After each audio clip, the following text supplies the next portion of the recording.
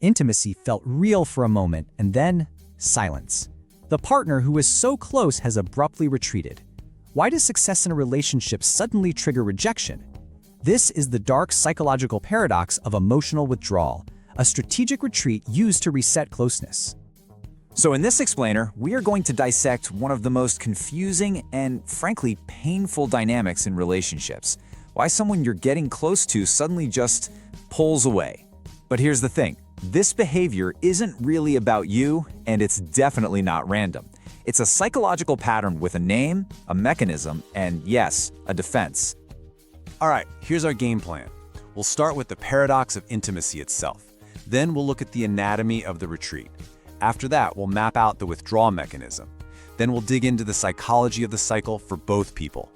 Fifth, we'll cover how you can actually break the pattern. And we'll finish with the power of not chasing. Okay, let's dive right into the central conflict. This is the part that feels so completely backward. The moment of real, genuine connection is the very thing that triggers them to pull back. It's a maddening pattern, isn't it? You share something vulnerable, you have a great conversation, maybe an amazing weekend together, and then it's followed by radio silence, or coldness, or they pick a fight. It almost feels like you're being punished for getting closer. But what you have to understand is that this is not some chaotic emotional mess. It is a predictable, strategic move designed to handle a threat that they feel inside. So let's give this behavior a proper name so we can really analyze it. This brings us to Section 2, the anatomy of the retreat. The clinical term for this is emotional withdrawal. And let's look at the key words here: predictable creation. This isn't something that just happens to them. It is an action they take to get to a specific goal. And what's that goal? To manage a very specific feeling, that intense anxiety that gets triggered by emotional closeness. Now, this behavior doesn't just come from nowhere. In psychology, it's a classic feature of what we call an avoidant attachment style. See, people with this style learned somewhere along the way, usually early in life, that really depending on other people was either unsafe or just unreliable. So as adults, yeah, they want connection just like everybody else, but their internal alarm system goes haywire when things get too real. And this gets us right to the core fear. What's so wild is how they frame intimacy in their minds. While for most of us, intimacy feels like safety and connection, for the avoider, it feels like the exact opposite. It's a loss of self, a threat to their independence and their sense of control. So that moment you see as beautiful and connecting, they experience it as dangerous. Their internal threat system, the same fight or flight response that saves us from actual danger, gets activated by this fear of being swallowed up by the relationship. For them, closeness becomes the enemy, and distance is the only way to feel safe again. And they have a whole toolkit for creating this distance. They might suddenly become emotionally unavailable, going silent, giving you one-word answers. Or they might even sabotage the relationship by starting a fight over nothing, just to justify pulling away. Other tools are creating physical distance by suddenly being too busy, or using criticism to put a wedge between you. But all these tactics, no matter how different they look on the surface, they all serve one single simple purpose. The goal is to hit a giant reset button. They need to dial back the emotional intimacy from a level that feels scary to one that feels manageable and safe, which is usually a more superficial level where they feel like they're back in control. Okay, let's move on and see how this all locks together into a repeatable, destructive cycle. We are going to break down the actual step-by-step mechanism of withdrawal. The whole thing can be mapped out in 3 clear stages. First, you have the closeness trigger. That's followed by the deactivation strategy, and it all ends with the reset. Understanding this sequence is absolutely the first step to taking it apart. So it all kicks off with step 1, the closeness trigger. And this is the paradox we started with, right? The trigger isn't a fight. It isn't a problem. The trigger is the good stuff. It's that moment of vulnerability, or saying I love you, or just a shared laugh that deepens the bond. That positive moment is what trips the wire and activates their deep-seated fear of being engulfed. And right after that trigger, they launch into step 2, the deactivation strategy. This is where that toolkit comes out. They go cold, they get critical, they get distant. It's a strategy, whether they're conscious of it or not, to neutralize the perceived threat of intimacy. They are actively pushing you away to get their own anxiety under control. Now, of course, this sudden distance triggers a very predictable response in you. It's called protest behavior. When you're faced with that inexplicable cold shoulder, your own anxiety goes through the roof. You might start calling and texting, asking what's wrong, trying to force a conversation to close that gap. This chasing is a totally normal primal response to feeling like you're being abandoned. And here is the truly cruel twist in this cycle. Your completely understandable reaction, your frantic chasing, becomes the justification for their withdrawal. In their mind, your pursuit confirms their biggest fear. See, I knew it. They're trying to control me, to trap me. Your protest behavior accidentally proves their distorted story right. And that leads us to the final stage, step 3, the reset.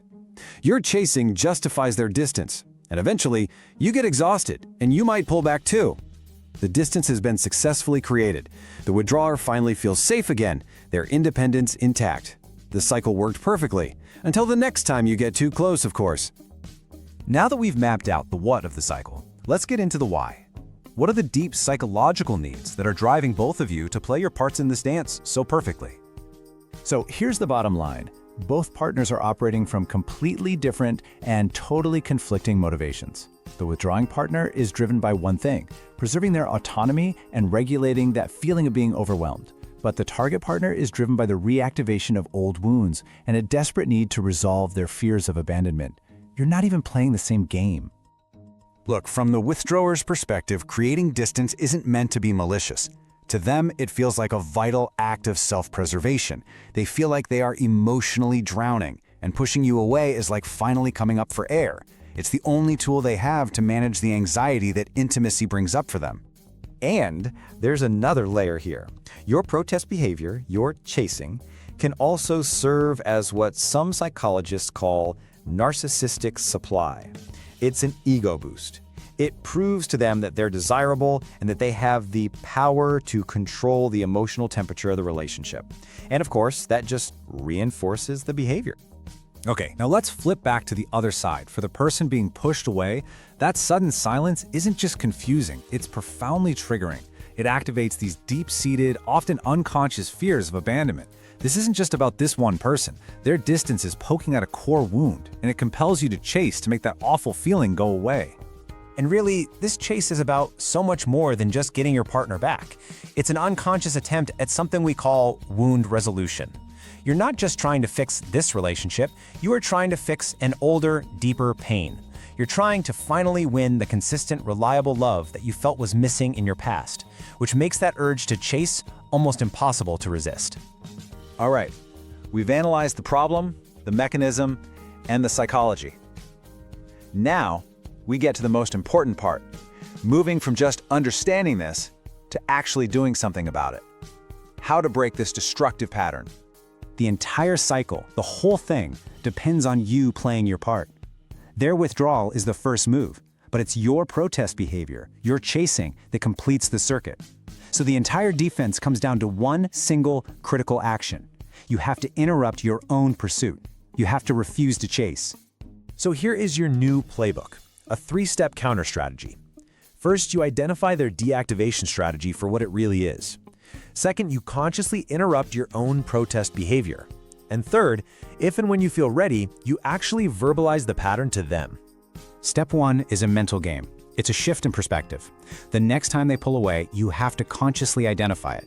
You say to yourself, okay, this is a deactivation strategy. This coldness is not a report card on my value. It's a predictable move they use to manage their own fear.